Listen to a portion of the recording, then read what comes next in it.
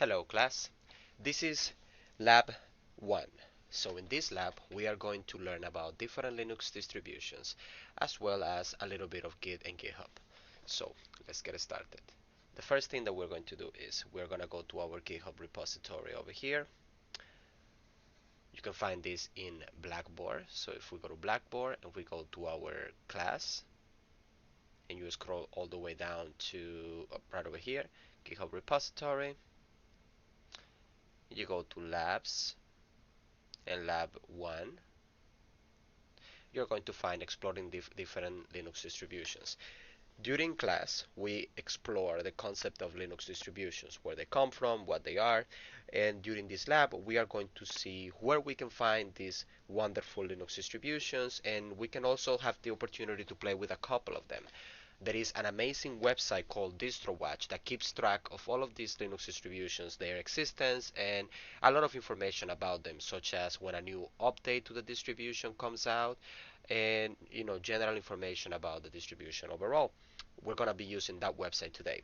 There is another website called DistroTest.net that allows us to test Linux distributions on the fly without needing to download anything right there on your web browser. So we're going to be using those two websites today.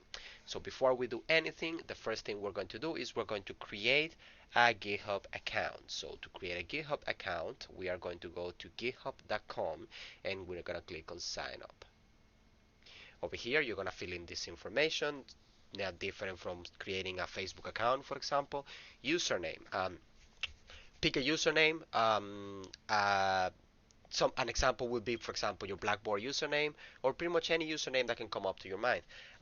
Since this is gonna be just a mock-up account to make videos, I'm gonna use the username as my Gmail username, which is Linux Workshop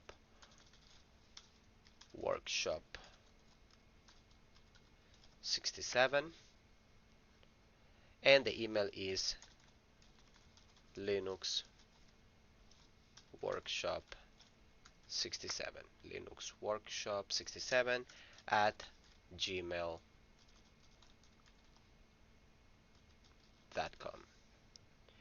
And then choose a password. I'm gonna make up a password, so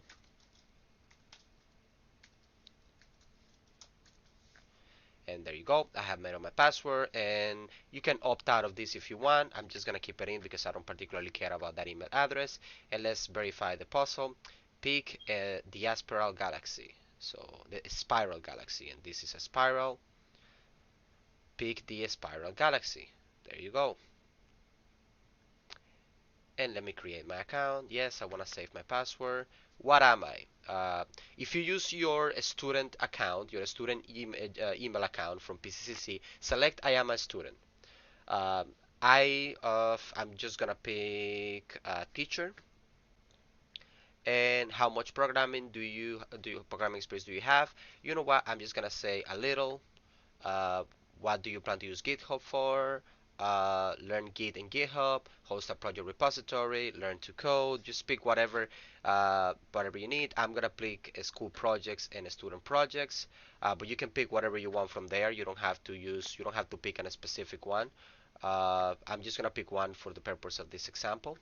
What are you interested in? Well, I'm gonna put here I'm interested in Python because the college teaches Python. I'm gonna put Linux because the college teaches Linux. And now we need to verify our email address. So before you contribute to GitHub, you need to verify your address, and that's great. I'm just gonna open my Gmail. And I'm gonna have an email from GitHub asking me to verify my account.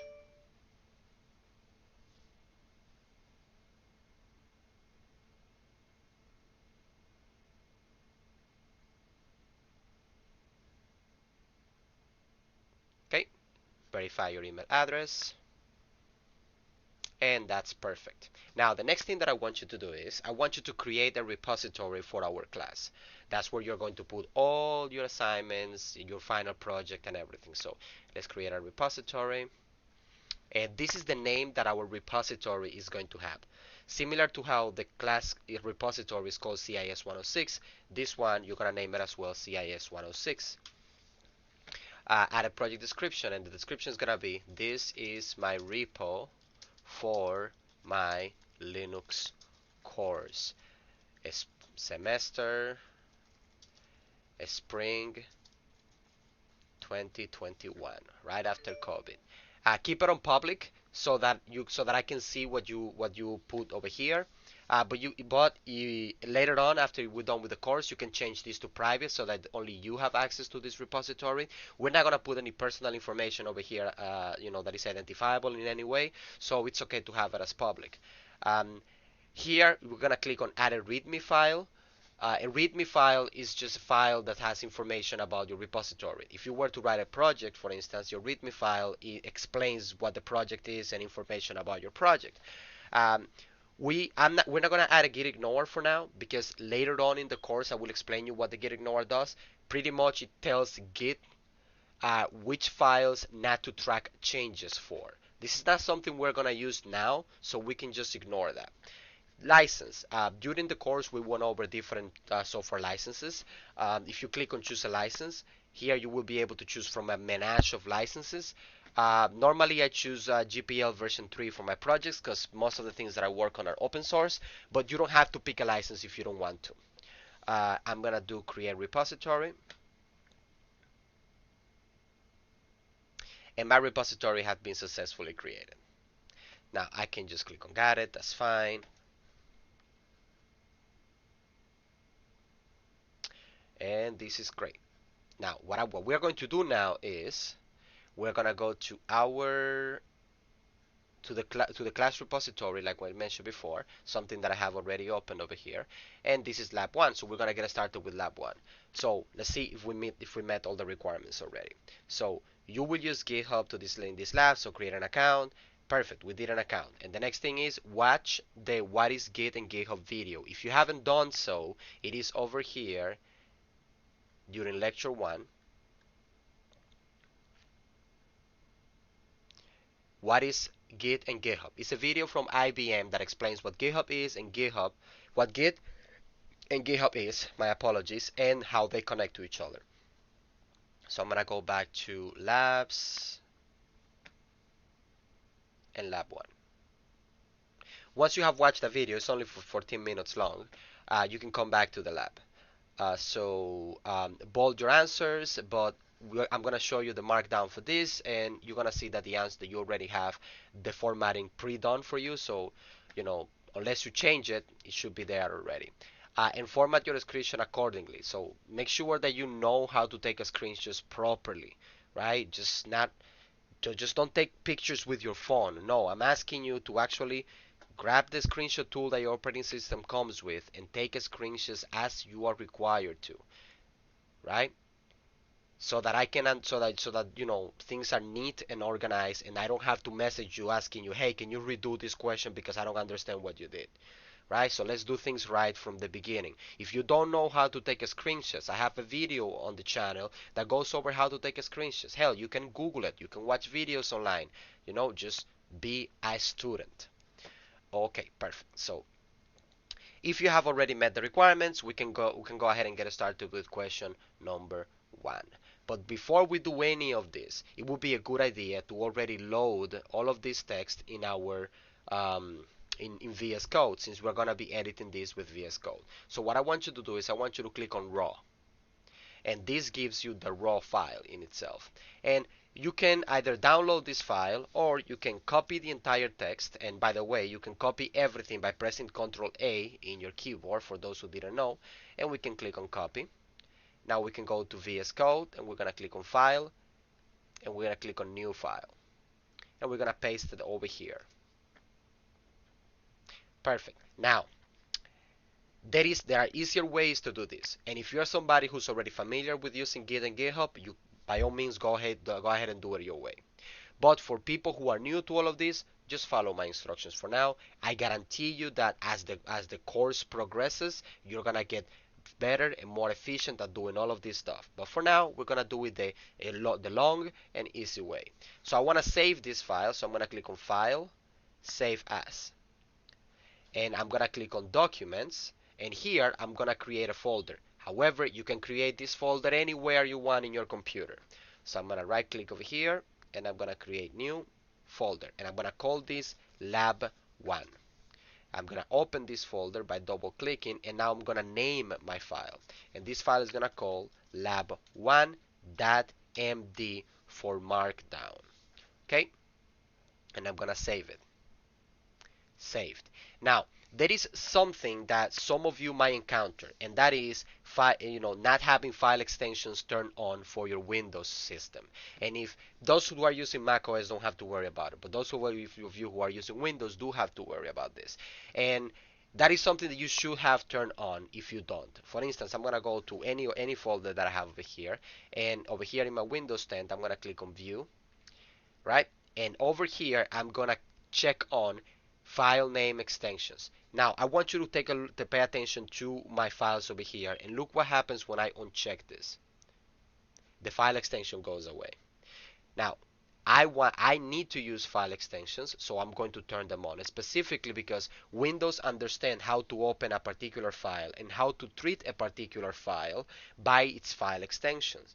If the file extension is different, then a different program will open it. And it is very important for us that we have file extension turned on, because we're working with markdown text and other different type of text, and the extension matters. Now, we're not going to use Windows a lot in this course, but for the first couple of labs, lab 0, 1, and 2, you are going to use Windows or macOS. Then after that, we're going to transition 100% to using Ubuntu, and things are going to change a little from there. However, it is important that you get this stuff right from the beginning. So if you don't have file name extensions turned on, please turn them on. Okay, now I have this. This over here is the file that I'm going to be working with. So I'm going to go straight to question number 1. If you have already have the extensions installed, which you already should have it installed because you did lab 0, don't forget that this class follows a particular progression, and if you don't do the previous lab, you won't be able to do the lab that follows after. If you didn't do lab 0, you won't be able to do this one. So what I'm going to do is I'm going to turn on preview enhancement for markdown, so that I can see a beautiful preview of my document over here on the side. It takes a little bit on my computer because, as you can see, I am working inside a virtual machine, and I'm doing this so that people don't get confused with my computer versus theirs. So I'm going to go to question number 1, and in question number 1 it says, during class we explore the concept of Linux distributions. During this lab, you will research some Linux distributions using a website called DistroWatch. DistroWatch is a website that provides news, popularity, rankings, and other general information about various Linux distributions. Okay, so go to distrowatch.com. So perfect. I'm going to open a web browser, and I'm going to go to distrowatch.com. So distrowatch.com. And this is the website. Okay, let me go back to my instructions. On the top left corner, you have a form that allows you to submit queries to the website. In the type distribution name, type Ubuntu. Okay, so that's what I'm going to do. I'm going to go over here, and in the top left corner, type distribution name, and here we can type Ubuntu. And let's click on Go. This is going to show us the information about the Ubuntu Linux distribution. As you can see over here, we have basic information like the type of operating system that it is, and we have this over here because this website also keeps tracks of Unix distributions like Minix. We also have the country of origin. We have the distribution that is based on. Remember that in our lecture we talked about the godfathers of the Linux distributions like Debian and Red Hat. We also have the processor architectures that these distributions support. As you can see, Ubuntu is available in way too many Linux distributions. We also have the desktop environment that it comes with. Ubuntu comes with GNOME and Unity. In a week from now, we're going to talk about desktop environments, and you'll learn more about what those two words mean. In the meantime, GNOME and Unity, or a desktop environment as a whole, is the program that tells your computer how the graphical things are supposed to be arranged in your system. It is composed of a lot of other programs, but we'll talk more about it when we get to our lectures on graphical desktop environments.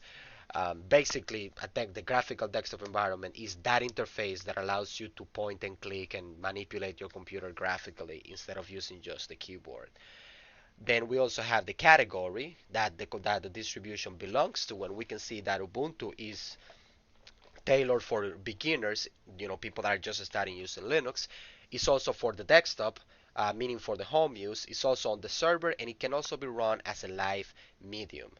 The status is whether the distribution is active, meaning it's being actively developed, or if it has been stopped. And then we have the popularity, that is DistroWatch's own ranking on the amount of times a particular distribution is queried and downloaded. Okay, and now over here, if you look in Ubuntu summary, you have even more detailed information about Ubuntu. If you keep scrolling down, you have also the recent release and news and releases over here. And if you keep scrolling down, you even have even more information about the end of life, of a specific distributions. For instance, if you want to know when Canonical would stop supporting Ubuntu 18.04, which is the previous LTS release. It says over here that it was released in 2018 and it will be supported until 2023. It also has a direct link on where you can download the ISO file for installing it. And if you keep scrolling, you're going to find even more information. Specifically, the also average rating. You can also submit, your own review and more information. Okay, so now that we explore the page, the Ubuntu page, you are going to go back into your document over here and you're going to answer the following questions. What is the OS type? So over here, you're going to remove the type your answer here section and you're going to type the answer to your question. For instance, the OS type for Ubuntu is Linux, as we saw earlier. Which major distribution is it based on? Well, this is based on Debian. Although some people pronounce it as Debian, I prefer to pronounce it as Debian. Which processor architectures does it support? Well, it supports a lot of processor architectures. I know it supports x86 because that's what we're using. So what I'm going to do is I'm just going to copy this from here just to make my life easier, right? Because why not? And I'm going to type it over here.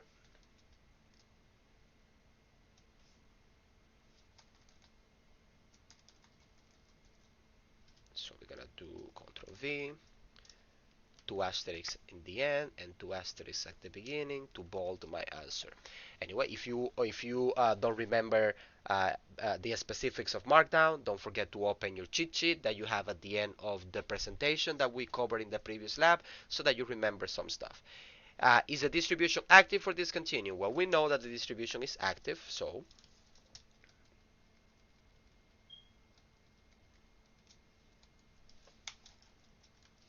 we're going to type active. What is the distribution homepage? Well, the distribution homepage can also be found on that website. So if we go over here and we keep going down, we're gonna see that here it says homepage, and the homepage is ubuntu.com, https ubuntu.com. And I'm gonna go over here, active, go down, select this text, and paste. Let me format this so that it looks better because right now it's not. And there you go, perfect. Now you're gonna do something similar for question number 2. So question number 2 says, on the top left corner of the home page, or of pretty much anywhere in DistroWatch, you have the section, you have something called random distribution, which is this button over here, random distribution. You're gonna click on random distribution and you're gonna answer the questions on that page of whatever appears over there. I got Linux FX, which is a Linux distribution designed to look like Windows 10. A lot of people seem to like Linux FX. So once you answer those questions, you can move along to question number 3. Obviously, I'm not going to do it for you because question number 2 is very similar to question number 3. So question number 1, sorry. So on question number 3, it says, on the top page, right in the middle, you will find an option that allows you to search for distributions. Now, that option is called search. So if you go on the top page, right in the middle, you have the option for search.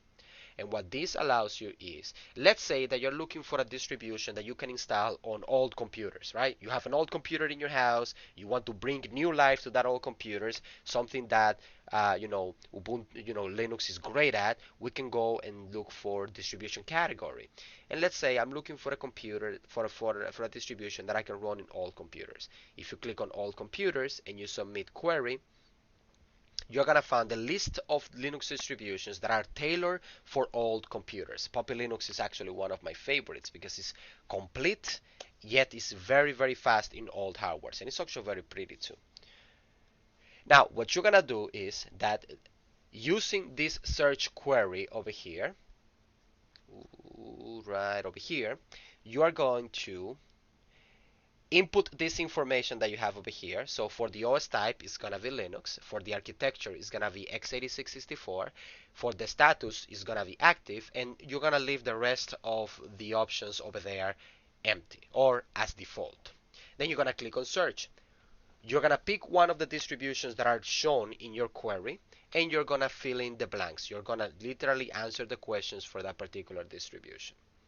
Once you have done that, you're gonna go to question number 4. And in question number 4, what you're going to do is that you are going to use the knowledge that you gained during this lab of the page DistroWatch to find distributions that solve every one of these problems over here. So I gave you 3 scenarios, right? 3 scenarios that are actually very common on the field, and I want you to find the Linux distribution that solves that particular scenario. So you're going to use DistroWatch, for instance, to look for a Linux distribution that is used specifically for recovered data from hard drives, for data rescue. And once you find that distribution, you're going to type over here the name of the distribution, the website of the distribution, and the desktop environment that the distribution uses by default. For instance, I am looking for a Linux distribution that I can use for all computers, right? Right. My problem is I have an old computer in my house. I want to bring new life into it. So I search for all computers, and I also know that the processor of my computer is not 64 bits. It's actually 32 bits. And that would be x86, x86, x86, architecture.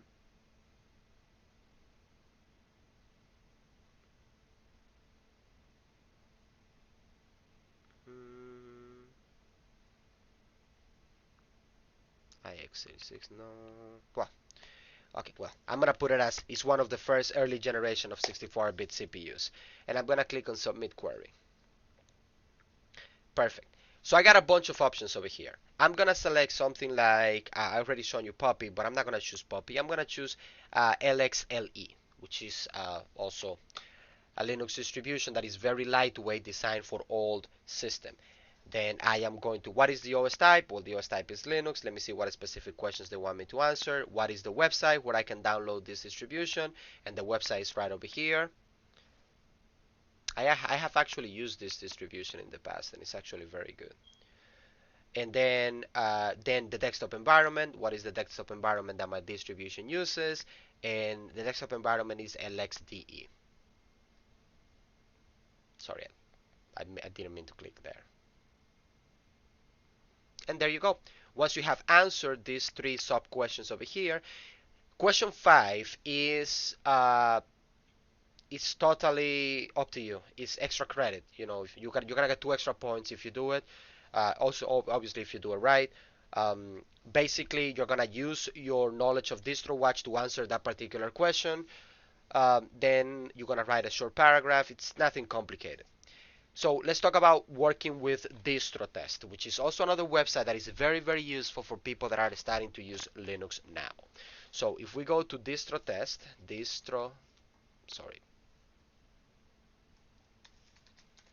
distrotest.net.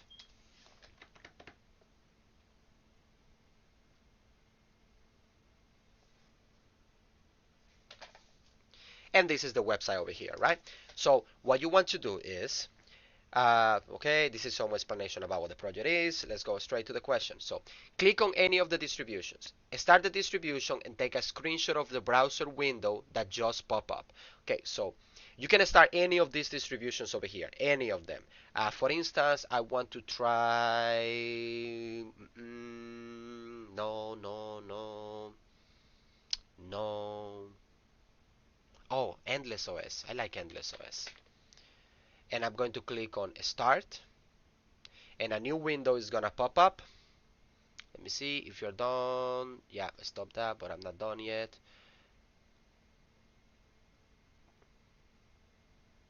Okay, we have to wait a little bit because, you know, You get put in a queue, and then you start, and yes, we're ready. I'm gonna click on option, allow pop-ups, and this is what's going to appear.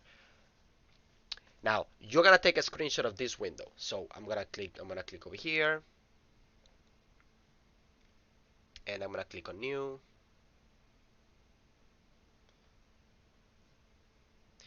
Actually, I'm gonna change the mode to Windows Snip to make my life easier. Uh, for those who don't know, a snipping tool has different modes.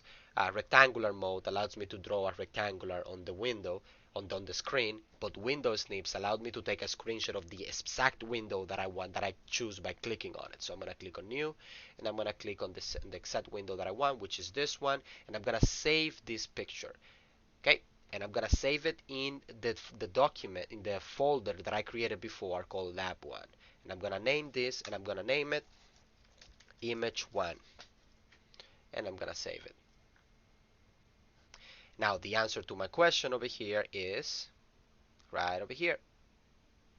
So what I'm gonna do is that I'm gonna delete this, and I'm gonna put the image over there. And as you remember from lab 0, in order for me to put an image on my markdown document, I have to start with an exclamation mark, open and close bracket, and put a picture description. I'm gonna call this image 1, and then I am going to provide the URL, or the path where that image is located. That image is located in the same folder as my markdown document is. Therefore, I'm just going to type the name of the image, and the name of the image is image, I believe it's image 1. See, documents, lab 1. Okay, img1.png. img1.png. And beautiful. That's the answer to my first question. Now, the second question says, locate the terminal application in the distribution you started and type the following command, uname -a. Okay, so we're going to go over here, and we're going to click on next. And I'm just going to click on try it because, I don't own that system. And that's okay. Yes. Start using endless. By the way, one of my girlfriend's children has a laptop.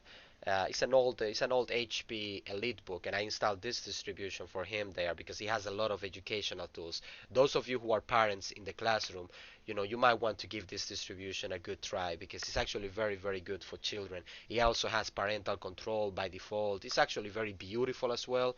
You can install games on it that are educational. It has a lot of things that you can do. So over here, I need to find the terminal application, and all I'm gonna do is just type over here. See, games, curiosity, media. No, none of that. Oh, I found it. Terminal. And I'm gonna type the command uname -a or -a. And now all I have to do is take another screenshot and save it as my answer. So I'm gonna click on here, new, click on the window, save, and call this image 2. I'm gonna go and open my document over here one more time in VS Code.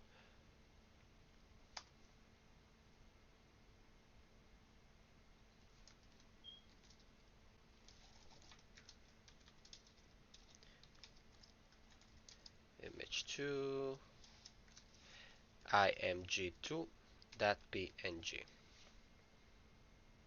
And if I scroll down, notice that my answer is right over there. Okay, finally, I need to stop the VM and take a screenshot of the browser window showing that my machine has been stopped. So I'm going to minimize this. I am not going to close this because I need to take another screenshot. What I'm going to do is that I'm going to go here and I'm going to click on System Stop. If you go back to the browser window, this is the window that should show you because you have stopped the VM already. So we're going to click on New one more time, and we're going to select the window and repeat the process. Save the file, image 3,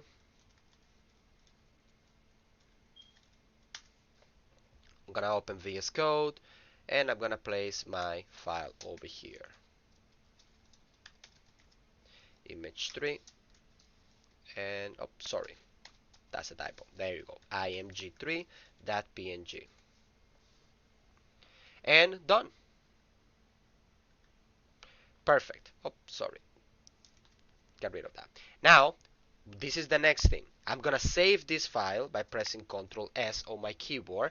Once you have completed every question in this lab, you're going to export this file as a PDF. So to do that, all I have to do is right click and do export to PDF.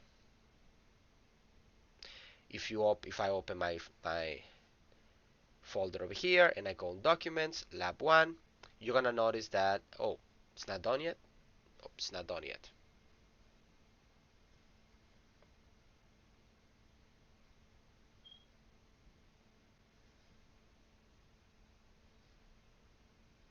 Yep, it's working. Pardon me, this is a VM. This VM doesn't have a lot of resources. Once again, I'm using Windows here because I don't want people that are not very, well versed in technology to get confused with my environment, because my local computer is using, my host computer is Linux, and it's not, our regular Ubuntu machine. So I just want to avoid confusion. So I'm using a VM. That's why this is a little slower. So over here, you're gonna notice that my PDF has been created.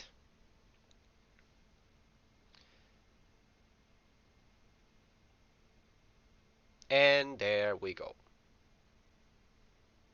No thanks.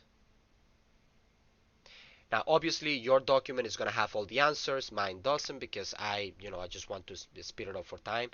Now, before you export your document to PDF, make sure that you delete this part over here. That's something that I didn't do in this video that I should have done. Because we don't need that part. These are just instructions for you to know what to give me for me to give you the grade. So I'm going to close that because I don't need it anymore. And we're going to submit a URL for this file. So I'm going to show you what you're going to do next. And we are going to make sure that to submit both the file and the URL, because each one is worth 50 points. So I'm just going to delete this because we don't need that there anymore. And I'm going to save it. And I'm just going to export it one more time. Export to PDF. Now we're going to go back to our GitHub page, right? I don't need this anymore. Let me save a little bit of RAM. We don't need that anymore. We don't need it. We don't need it. And this is our GitHub page. The one, this is your repository, the one that you created at the beginning of this lab. What we're going to do is we are going to create a file here, add a file, create a new file. And over here, you can copy and paste all the text that is over here. That's one way to do it. Another way to do it is we can just upload all the files in the folder. So what we're going to do is that we're going to choose that route because it's just easier. So we're going to go back and we're going to click on add file, and we're going to click on upload files. So we're going to click on choose your files. I'm going to go to documents because that's where I save my files, and I'm going to click on lab 1, open, and I'm going to upload all of this. Right, you don't have to upload the PDF if you don't want. I actually don't need it there, so I'm not going to upload it. But if you want to upload yours so that you can have a copy of this lab in your GitHub repository, by all means, go ahead and do it. So I'm going to click on open. Now we're going to do this part over here. This commit changes it's a little comment that we're going to put that is going to allow us to easily find the changes that we have made to our repository. And the changes are, we added these 4 files. So I'm going to do here, and I'm going to click I'm going to do task, and we're going to do added files lab 1, right? We can add more description over here if you want, but we don't have to. Give it a little bit. This is uploading your files, and your files have been uploaded. Now if you click on lab1.md, it's going to give you a beautiful document pre-formatted and ready to submit.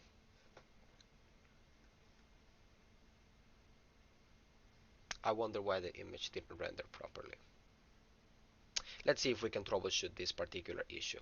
So what I'm going to do is that I'm going to click on edit, and I'm going to go to my images links over here, and I'm going to see.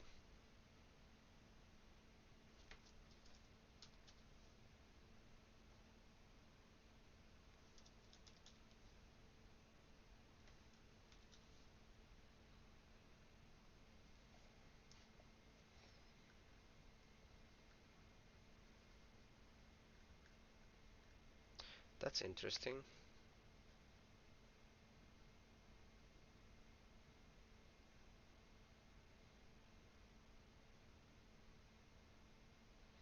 Oh, I see. I see. This the name of the files seems to be incorrect because he's putting that PNG with capital letters. Now let's fix that by editing the file one more time.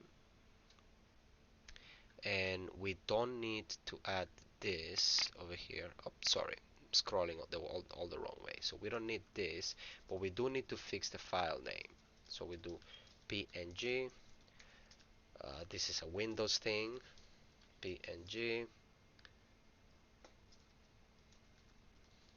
PNG. And I believe this is gonna solve this problem. And there you go, perfect. It was a file name issue. There you go. And these are the only three pictures I believe that I'm requiring in this lab. Let me see. I don't think I'm requiring any other pictures. So if you get this particular issue that I had, also just make sure you solve it the same way that I did. But if you remember to use capital letters for the, and this is for the Windows users because I don't have this problem on Mac. And if you use lowercase for uppercase for the name of the extension, then you should be fine. But you saw how I solved it, so you can solve it yourself as well in case you get this issue. This over here is the URL for the file that you're gonna give me. So you're gonna copy this over here. So now that I'm in Blackboard, I'm gonna go to Labs, and I'm gonna go to Lab 1. And over here, I am going to put in the comments section over here, I am going to copy this URL, paste it over here.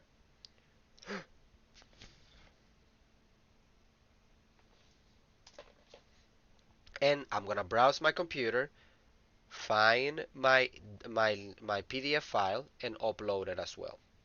And once you have done these two things, you put a comment and you also put the the PDF file. You click on submit, and you're done. You have successfully completed lab 1. If you encounter any issue while doing this lab, please don't hesitate to contact me via Slack, and I will be more than happy to jump in a call with you or give you some guidance via Slack if I am busy at the moment. With that said, I'll see you next week.